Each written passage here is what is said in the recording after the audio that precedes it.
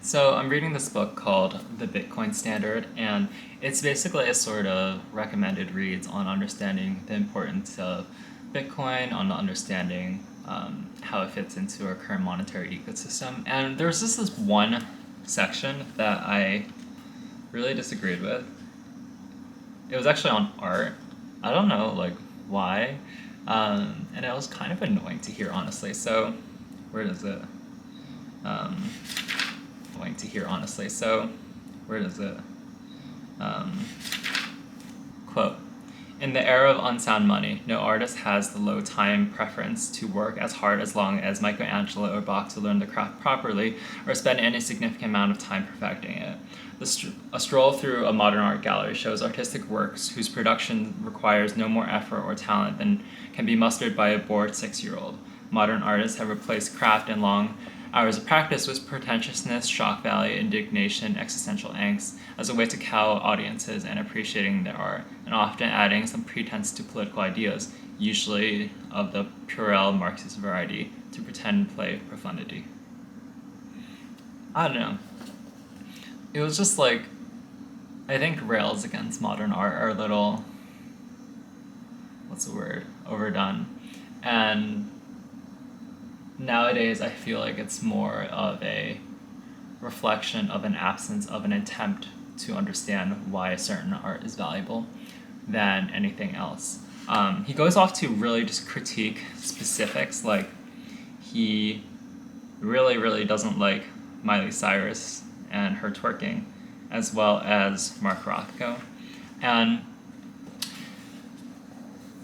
I think I'll just address them one by one. For someone who really values price discovery and information availability, he seems to not give credit where credit is due, and these points seem a little hypocritical, to be honest. So, for Miley Cyrus, something I feel like he doesn't fully address is that art nowadays is so much more democratic than it was 200 years ago, right? Like, you had one family in Florence during the Renaissance who was basically funding the entirety of what artists do. And as a result, you only had a couple of artists who were really able to pursue their crafts. But nowadays, anyone is able to create music, anyone is able to draw. The availability of materials has gone down significantly. And as a result, the barriers to entry into the art market are also less substantial. So for someone like Miley Cyrus, right? I don't really listen to that much Miley Cyrus, but there's clearly something she speaks about that really taps into something very fundamental and inherent about her listeners, right? I don't know who listeners are, maybe like a lot of teenage girls. I imagine very similar to like Billie Eilish and Lorde and stuff like that. But I'm sure that when Bach was writing his music, he wasn't really thinking about teenage girls as his audience, right? And I feel like this elevation of Bach and Michelangelo or whatever into this like cloud of like idealism is kind of just pretentious in a way that ignores the fact that art now serves so much people than it was before. Like, I was a classically trained violinist. I played violin for I don't know how many years, like 15, I think. And while I'll do like classical music to a certain extent, it's not something I really listen to nowadays because it doesn't really speak to me, you know? Like, I feel like when I get older, I'll probably like it more because the music that I listen to now won't be as relevant to me anymore. Like, a lot of the music I listen to now is just like, Lana Del Rey, Taylor Swift, complaining about aging, complaining about love, stuff like that, because that's stuff that really speaks to me, and lyricless music is stuff that just doesn't, and I feel like elevating these like old timers as this kind of like golden age of creation it's just such an overdone thought that ignores how democratic art is nowadays. Like, sure, anyone is able to upload music to SoundCloud, but they're doing it out of passion, and they're not gatekept by any,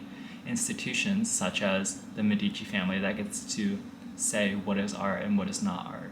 And on the second point of Rothko, personally, I like Rothko. I don't think he's worth, millions of dollars per painting, but for someone who really likes, price discovery and information availability, he seems to ignore the fact that, there's a reason that Rothko is worth so much. People are willing to pay for it. And just because he doesn't like it doesn't mean that other people don't,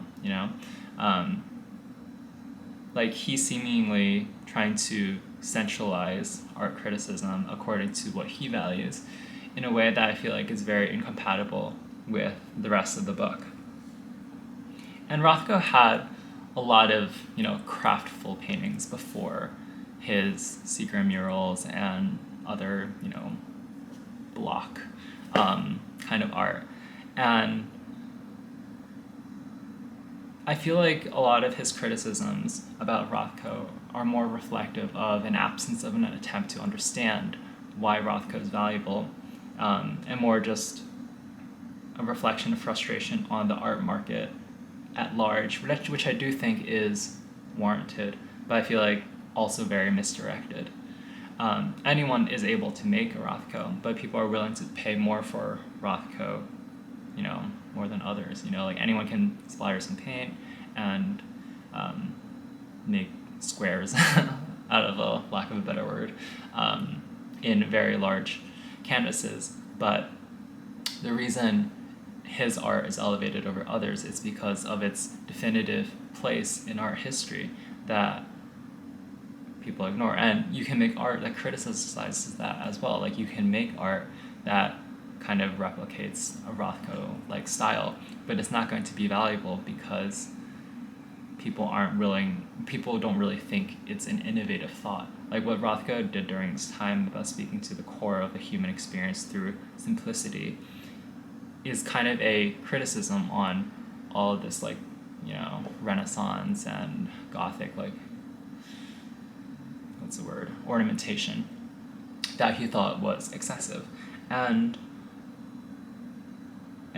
there's a lot of criticism nowadays about, modern art. That's an entire school of postmodernism critiquing how simplistic and stupid, quote unquote, they thought modern art was.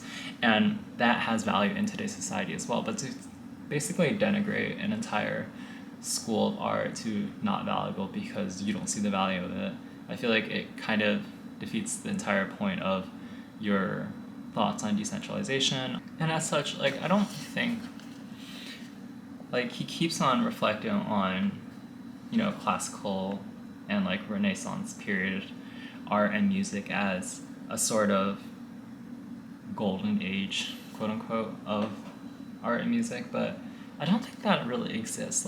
There's always going to be, I feel like this type of criticism is so overdone, thinking that the last age of music is better than your current age of music. I feel like a very good, generic example is just thinking, back in middle school, if you listen to Tupac and Biggie, thinking you're oh, this was the golden age of hip hop, and how all the modern songs, I don't know, by Cardi B and Migos, about partying and sex positivity, how it's not reflective of true hip hop or whatever.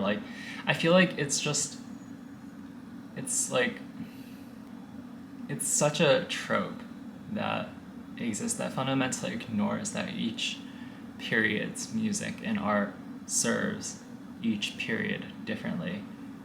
That the music we listen to now is reflective of modern times that takes time to understand.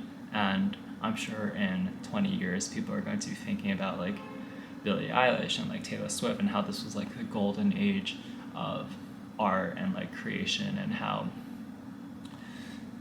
in the future it's just going to be less good. And I think it's just, yeah, I don't know, this part of the book really just annoyed me. It was very hypocritical towards the entire theme of the book, of in valuing each individual's opinions in contribution to something more, you know? And yeah, I just thought it was very patronizing.